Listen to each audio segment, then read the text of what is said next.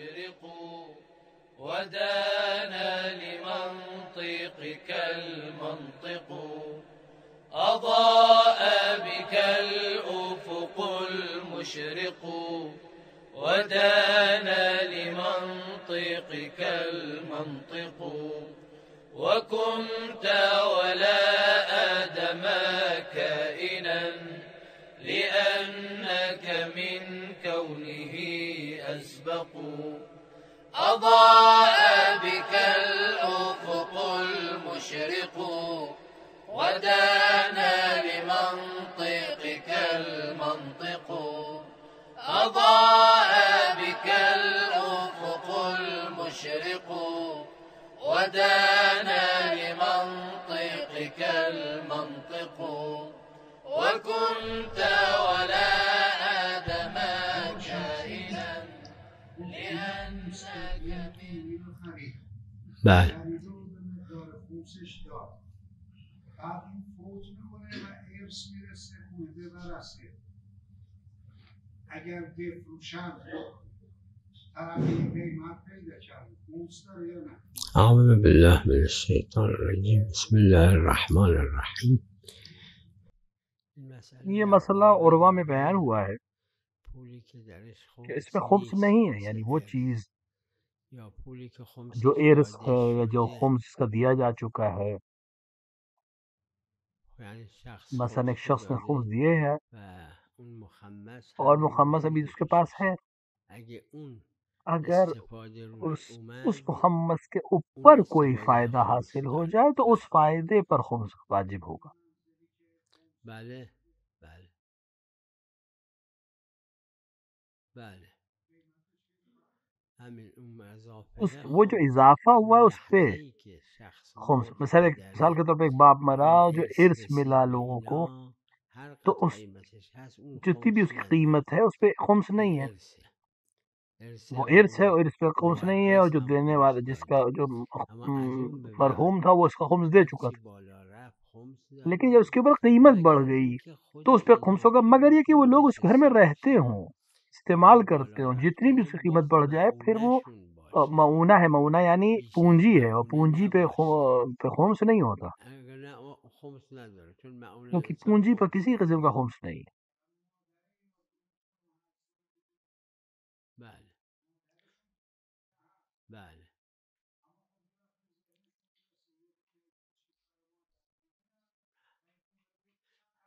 جب تک انہوں نے دوسرا گھر نہیں لیا، یہ جو ہے پونجی حساب ہوگی اور اس پہ خمس نہیں ہے، لیکن اگر انہوں نے اس کے مقابلے میں ایک چھوٹا گھر لے لیا تو جو باقی پیسے بچے اس گھر کو میں سے اس کے اوپر خمس ہو جائے۔ بله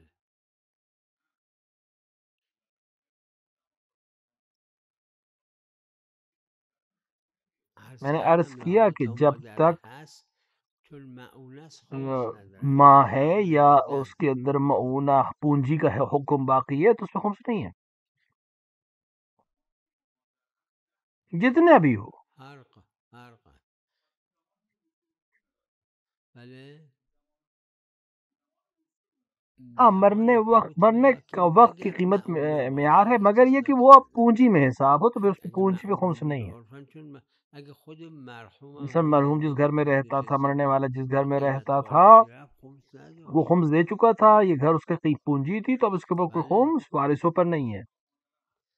همین چون عرفاً معونه است اگه ہاں، بیشتر اگر اس کے مثلا معونه یک مادر باشه ماں کے لیے جو چیز چھوڑ کے گیا ہے اگر وہ اضافہ ہو، پونجی سے زیادہ ہو تو اس کے اوپر پھر خمس ہے۔ تو این خونه نشسته عرفاً معونه است، معونه مادره.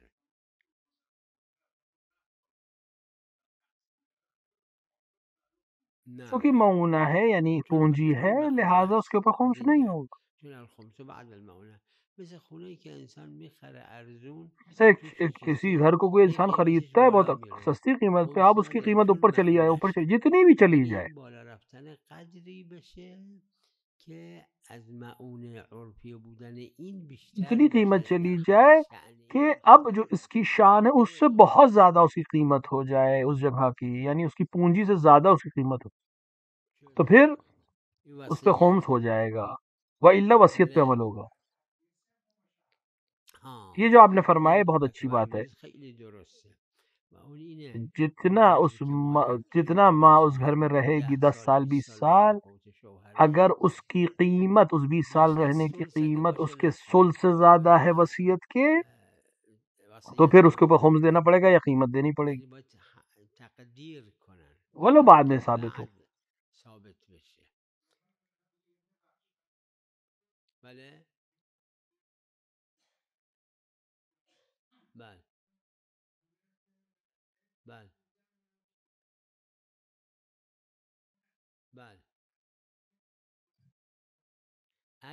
بس اگر کچھ سال جو یہ یہاں رہے گی جب تک یہ زندہ ہے، مثلا 1000 دینار سالانہ اس کا کرایہ، 10 سال مثلا یہ رہے، یہ 10,000 دینار مثلا اس کا سالانہ کرایہ.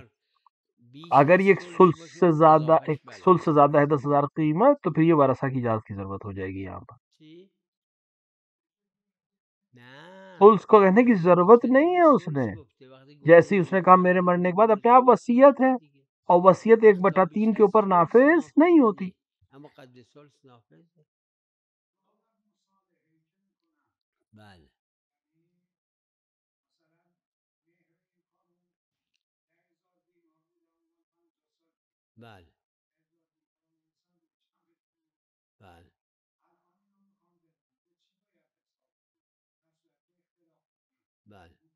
یہ ایک ایسی چیز ہے، اس کو کہا جاتا ہے تخمینہ یا میانہ، یعنی اس وقت کی قیمت، اس وقت کی جو ایوریج قیمت ہے وہ حساب ہوگی. اور یہ ایک چیز کے ذریعے سے نہیں ہوتی، تمام چیزوں کو ملا کر ایوریج نکالی. مثلا سونے کی قیمت اور گندم کی قیمت، گوسفند کی قیمت، مثلا فرض کریں 20 سال پہلے کے 1000 دینار اور آج کے 1000 دینار، اس کا آپس میں فرق کتنا ہے، ویلیو کا فرق کتنا ہے.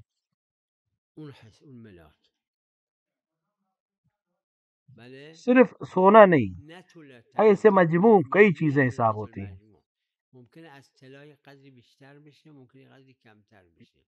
میانگین کا مطلب ہوتا ہے، میانے کا مطلب ہوتا ہے کہ کئی چیزوں کو حساب کر کے پھر ایک درمیانی قیمت نکالی جائے.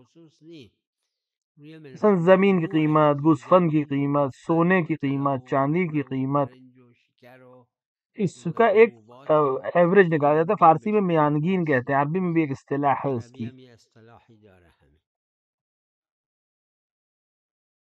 اس چیز میں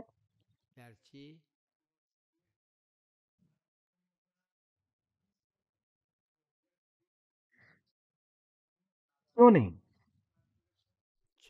میں نے عرض کیا ظاہر یہ ہے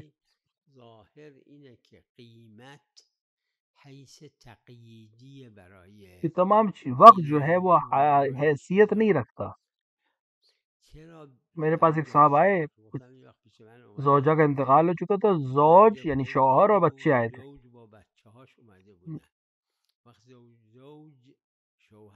شوہر نے مہریہ نہیں دیا تھا، مہر نہیں دیا تھا. اس وقت عراق میں 25 دینار مہریہ تھا، 50 سال پہلے. یعنی اس وقت تقریباً 250 گرام 250 گرام سونا اس وقت ملتا تھا 50. لیکن آج تو مثال کے طور پہ ایک سینڈوچ بھی نہیں ملے گی. تو کیا کرے، 25 دینار دے جس کی ایک کوئی ویلیو نہیں ہے، یا کیا کرے؟ اس کو میں روشن کرنا چاہتا ہوں. اس سے 20 دینار نہیں کیا تھا، کیوں 30 دینار نہیں؟ اس وقت 25 دینار کی ایک اہمیت ہی وہ کیا تھا.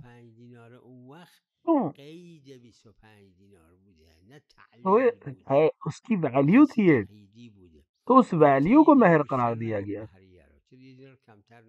اس ویلیو کو کیسے طے کیا جائے گا؟ یعنی اس قیمت کا 25 دینار جو آج ہے وہ مہر ہے، نہ کہ 25 دینار پہ ما ہوا 25 دینار مہر ہے. اس وقت جو ہمیں معلوم نہ ہو حیث تقییدی این ظاہر ہے. کیوں نہیں؟ جب حیث تقعیدی ہے یعنی صرف قید کرنے کے لیے ہے، ایویلویٹ کرنے کے لیے، تو کیوں نہیں ہم اس کو آج کے حساب سے نکال سکتے ہیں؟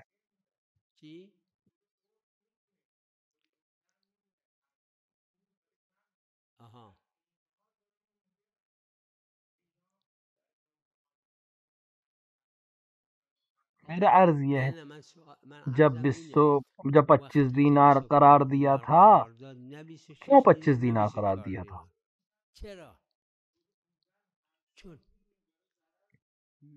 جاننا تو ختم نہیں کرے گا حیثیت تقییدی کو. کیوں 26 یا 24 نہیں 25 کیوں قرار دیا اس نے؟ کیونکہ اس کی ایک ویلیو تھی.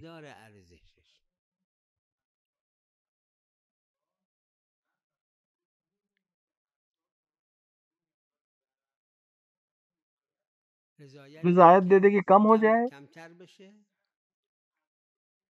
یا رضایت کے کہ ایک سینڈوچ کے برابر دے دے.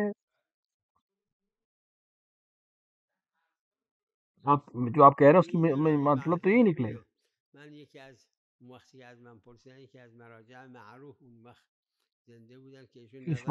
ایک مراجع معروف جو زندہ تھے، ان کا نظریہ بھی یہ تھا کہ ہاں 25 دینار کا تو 25 دینار ہی دے، بولو آج اس کی قیمت جو ہے صرف ایک سینڈوچ کے برابر.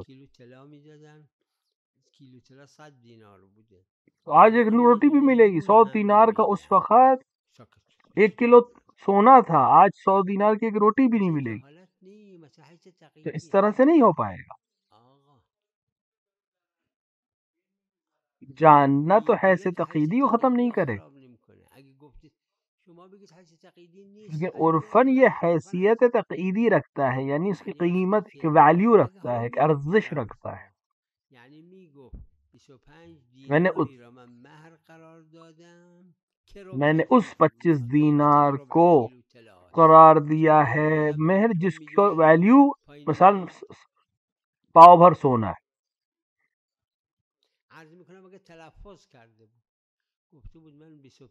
اگر تلفظ کیا، اگر قید کر دیا ہوتا اس نے کہ میں نے 25 دینار 25 دینار مہر قرار دیا جس کی ویلیو 250 گرام سونا ہے، اگر اس نے کہا ہوتا تو کیا کرتے آپ؟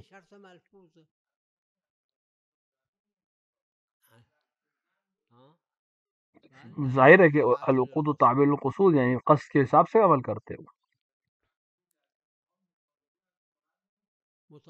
مطالبہ نہیں کرتا کہ حق نہیں ہے یا نہیں کرنا نہیں چاہتا. اگر حق رکھتی بھی ہو تب بھی مطالبہ کر بھی لے تو کوئی دے نہیں پائے.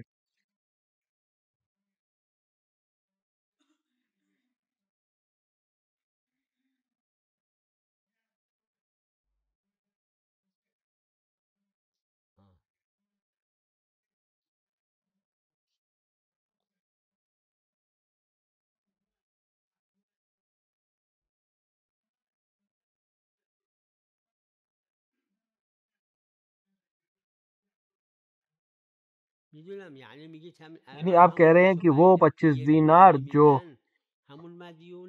جس کی اج ویلیو ایک روٹی کے برابر بھی نہیں ہے وہی دیں. اگر اور اس کو قبول کر لے تو میں بھی قبول کر لوں. یہ ایسے تقییدی ہے.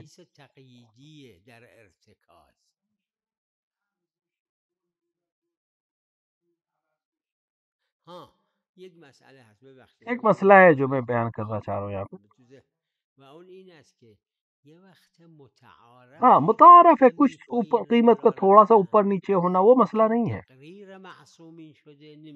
ایسے حضرت کے پاس ایک شخص آیا کہ مر گیا ہے کہ ہر سال 20 دینار میں حج دوں اس کے لیے. آج مثلا اس کی ویلیو 25 دینار ہو، 25 دینار حج کرے. دنیا میں بھی آج متعارف ہے کہ تھوڑا بہت ویلیو ہر سال بدلتی ہے. کیونکہ تقریر ہے تو دلیل ہے. لیکن ایک جگہ کے اوپر مہنگائی بڑھ جائے، کسی وجہ سے قیمت بڑھ جائے اور ویلیو بہت نیچے آ جائے تو پھر اس کا حساب دوسرا ہو جائے گا۔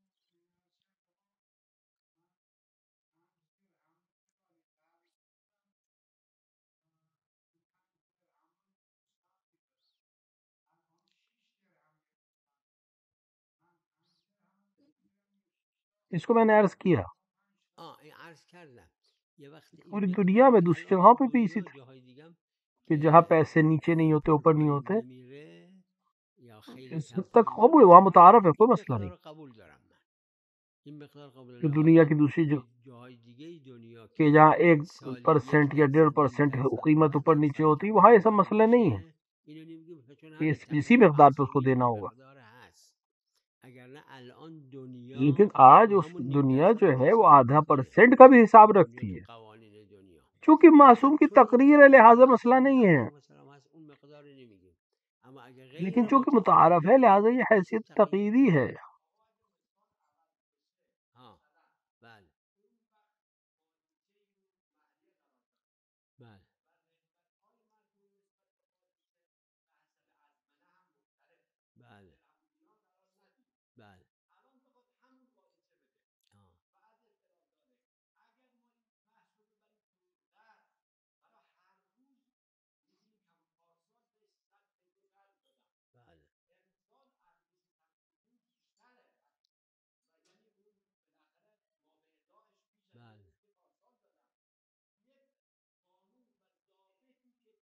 اس کا معیار یہی ہے، ضابطہ یہی ہے،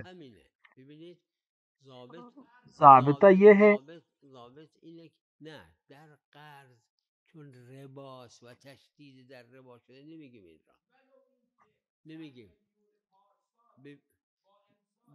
دیکھیں عقود کا جو عقد ہے، جو کانٹریکٹس ہیں، وہ قسط کے لحاظ سے عمل کیا جاتے ہیں۔ ربا کی بات، انٹرسٹ کی بات ہم نہیں کر سکتے کیونکہ منع ہے شریعت میں، روایات نے منع کی کہ غیر قرض میں ہم یہ کام نہیں کر سکتے،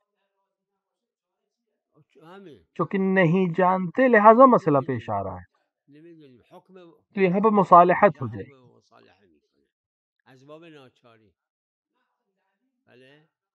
عقد ہے، کانٹریکٹ ہے، لیکن چونکہ ربا ہو جائے گا لہذا ربا کی اجازت نہیں۔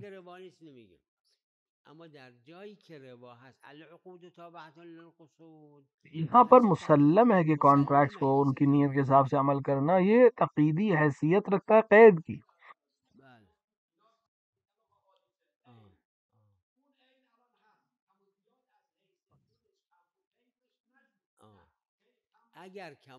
اگر کم اور زیادہ غیر متعارف ہو،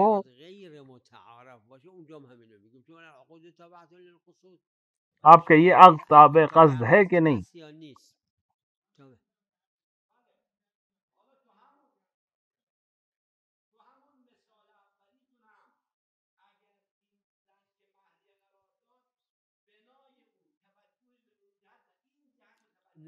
توجہ لازم نہیں ہے،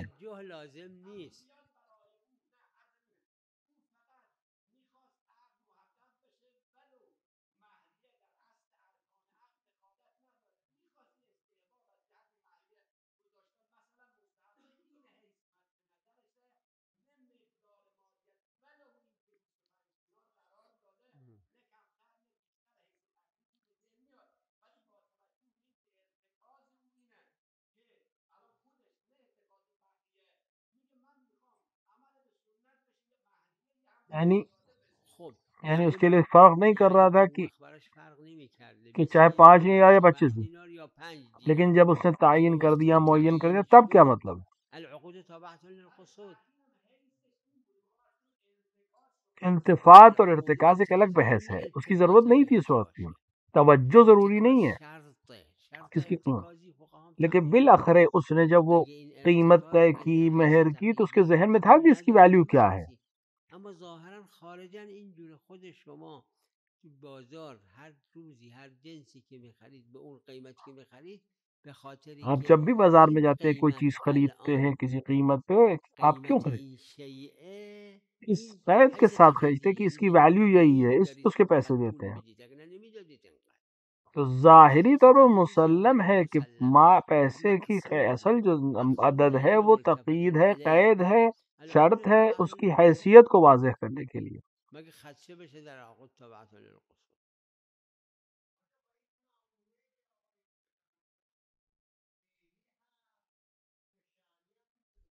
نه فعلیه.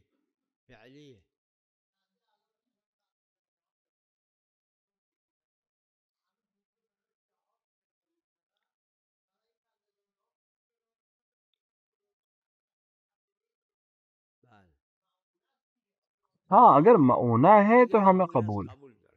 اما ظاهرا معونه نیست، یکی از جی ها آره نه در معونه ببینید معونہ یعنی پونجی میں قید ہوا ہے سنہ، سال. صحیح ہے علی ابن مہزیار کو اگر آپ دیکھیں کہ کل عام یعنی ہر سال، یعنی اگر کوئی اس سال گھر اس کے پاس آیا، اس نے 1000 دینار سے کوئی چیز خریدی، اس نے 100 دینار اس نے چاول خریدا، جتنا اس سال اس نے خرچ کر دیا اس چاول کو سب اس کا پونجی ہے، کوئی حرج نہیں. لیکن اگر کچھ بچ گیا اور اگلے سال اس کو خرچ کرنا چاہتا ہے تو پھر اس کے اوپر خمس ہے، کیونکہ وہ بچت ہے.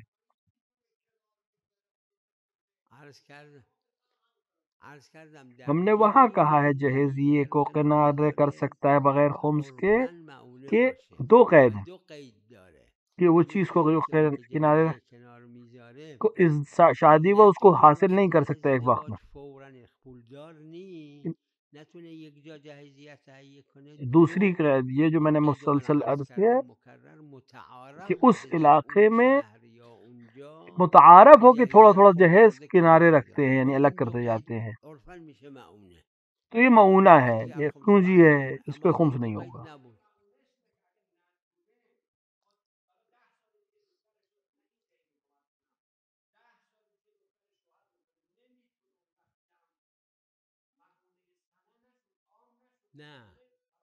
میں نے عرض کیا معونہ یعنی پونجی، یعنی اس علاقے میں اس منطقے میں متعارف ہو کہ لوگ جہیز کو دھیرے دھیرے جمع کرتے ہیں، کیونکہ ایک جگہ پہ نہیں دے سکتا ہے. مثلا دو چیز شرطیں ہیں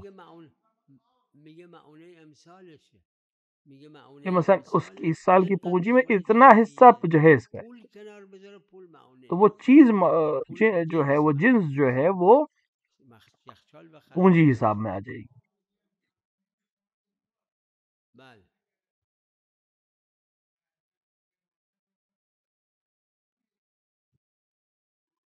میں نے عرض کیا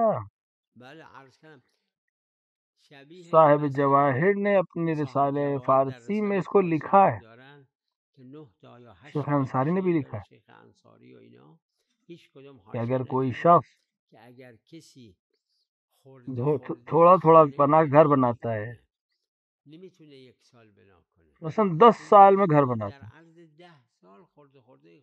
10 سال جو ہر سال اس سے تھوڑا تھوڑا کر کے گھر بنایا، اس میں خمس ہے. ہاں خمس ہے.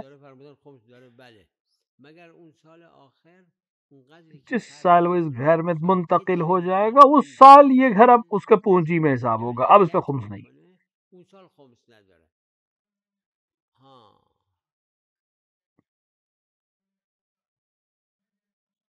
اس کا طریقہ یہی ہے، اس کا حساب کتاب بھی اسی طرح ہے.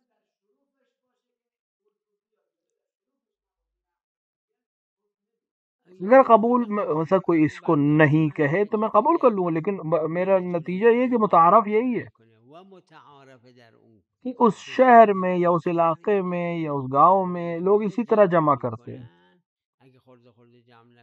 وہ اللہ مثلا ازدواج کے مہینے میں یا جس وقت شادی کرنا چاہتا ہے اس کا مخروض ہو جائے گا، نہیں تو دھیرے دھیرے جمع کرے.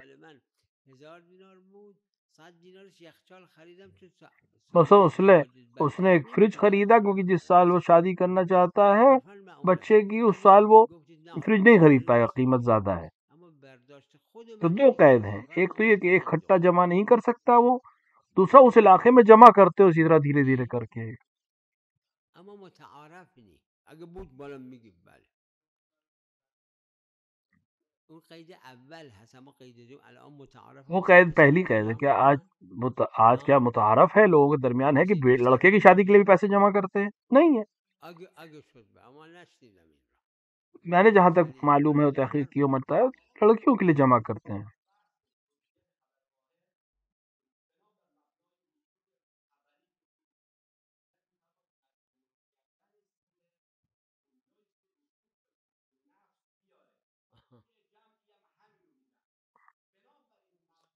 کل فقہ میں شیخ نے خود اس نظریے کی مخالفت کی ہے. آخر خبر واحد میں یہی بات کہی اس پر خود شیخ نے عمل نہیں کیا ہے.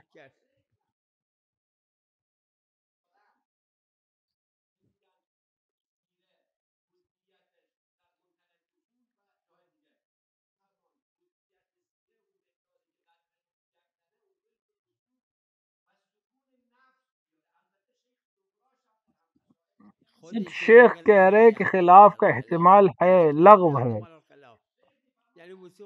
وثوق شخصی کی ضرورت نہیں ہے، عرف کافی ہے. ہاں اگر ہو جائے تو ایک الگ بحث ہے.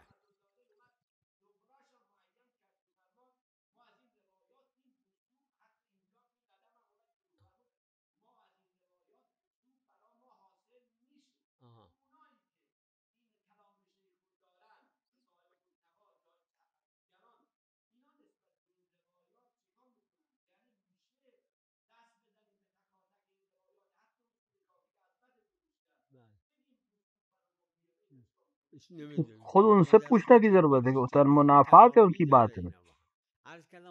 کسی جگہ پر انہوں نے اپنی اس بات پر عمل نہیں کیا فقہ میں، پورے فقہ میں نے نہیں دیکھا.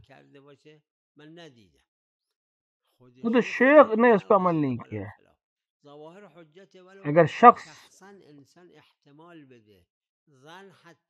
ایک شخص احتمال دے، حتی ظن پیدا ہو جائے اسے کہ اس ظاہر سے مراد یہ نہیں ہے، تو اب بھی مراد نہیں ہے.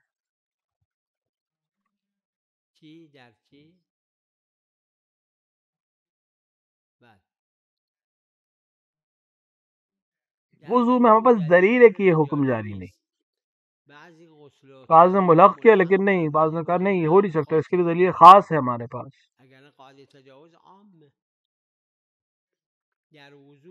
جسم وضو کر رہا ہے، سر کا مسح کر رہا ہے اور اس کو شک ہو جائے کہ میں نے پچھلا عمل کیا، تو دلیل ہے کہ وہ قاعدہ تجاوز جاری ہو جائے گا، یعنی آگے بڑھے. حضرت صادق علیہ السلام به اون گفتن غسل میکنی صبح سر گردن رو بشور، ظهر طرف راست، عصر طرف چپ. صادق نے کہا کہ اگر چاہو غسل کرو دن صبح سر و گردن دھو لو، شام کو مثلا سیدھا حصہ اور رات میں یا دوسرے وقت میں الٹا حصہ. تو یہ حضرت کے جواب ہے کیونکہ اس میں شرط نہیں ہے. قاعده تجاوز کل ما شککت فيه مما قد مضى فلا قد ركع.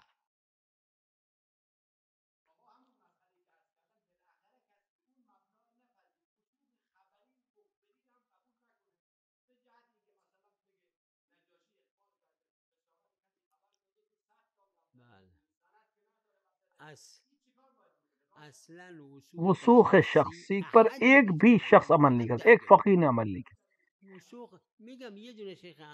آخر خبر واحد میں شیخ انصاری نے خود کہا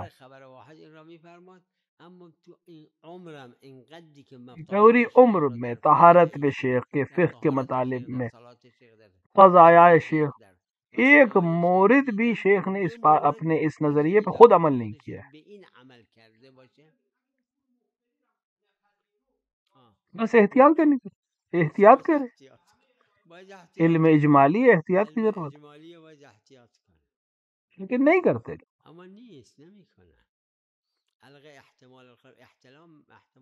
اگر ظن خلاف ہو تب بھی نہیں، کیونکہ ثقہ نے اگر بیان کیا تو حجت. احتمال دے رہا ہے کہ اس نے جھوٹ بولا ہوگا، کوئی اہمیت نہیں اس کی.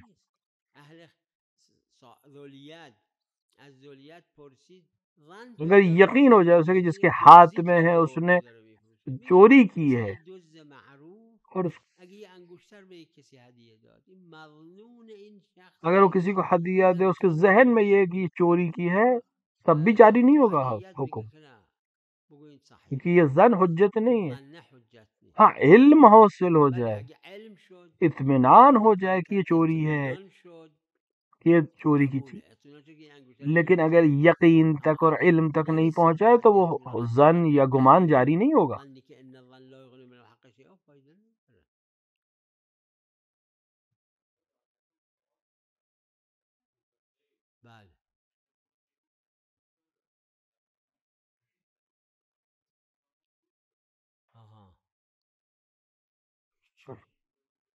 قاعدہ اس کا یہ کہ اس نے غلطی کی ہے اور اس کا خمس دینا چاہیے، کیونکہ عمومات خمس آ کر اس کے اوپر حمل ہو جائے گی. معلوم ہوا کہ اس نے غلطی کی ہے، اس غلطی کے جبران یہ خمس تھے.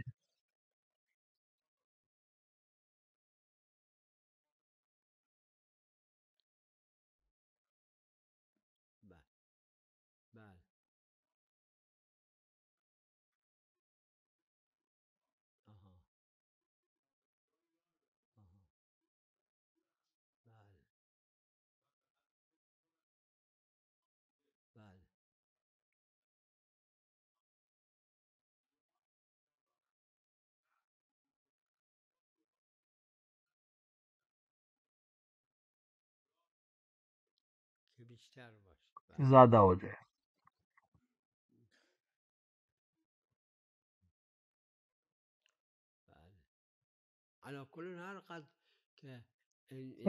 جس قدر بھی اس نے حساب کیا،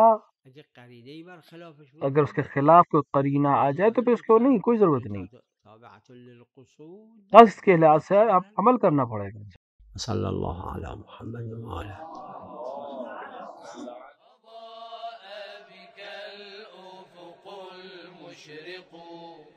ودانا لمنطقك المنطق، أضاء بك الأفق المشرق، ودانا لمنطقك المنطق، وكنت ولا آدم كائنا لأنك من كونه أسبق، أضاء بك الأفق المشرق، ودانا لمنطقك المنطق، أضاء بك الأفق المشرق، ودانا لمنطقك المنطق، وكنت ولا آدم كائنا لأنك من كونه أسبق، ولولاك لم تخلق الكائنات ولا بان غرب ولا مشرق، ولولاك لم تخلق الكائنات ولا بان غرب ولا مشرق، ولولاك لم تخلق الكائنات ولا بان غرب ولا مشرق، ولولاك لم تخلق الكائنات